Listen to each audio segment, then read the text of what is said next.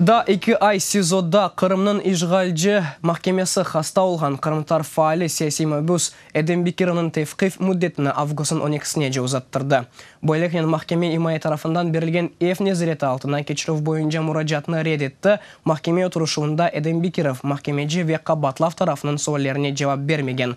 Махкеме давамында Бекиров қолында башта яшлар, соң қартлар, шынды қадынлар, невбетте кім, балалар ма деген язылы кәғытыны тұтқан. Бойлықен ойл хақ етілген ярмадада Русияның репрессияларына қаршылық көстерген отырушув бір қаш саат кечіп башланған. Бекировның шекер хасталығы олмасына бақмадан 12 саат ашсыз ветті бей ярымдымсыз тұтылған.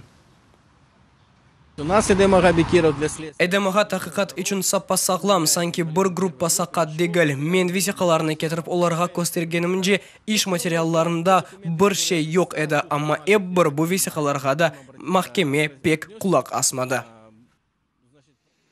Эдембекиров кечкен сене декабрин 12-сінде Қырым мен Мури Сыңырда ФСБ тарафынан тұтылған еді, оңа қаршы силя сақламасы бойынша иш ойдырылды. Эдембекировны бір аяғы yok, о шекер хастасы бұндан ғайры юрегі де хаста. Аман-аман ярым ел девамында апысте тұтылған файлының сағылығы күн-күнден бетерлеше дейәдлейджілер. Отты бей ярдымыға мұқтач, ама ижғалжілер бұңа имкан бермей.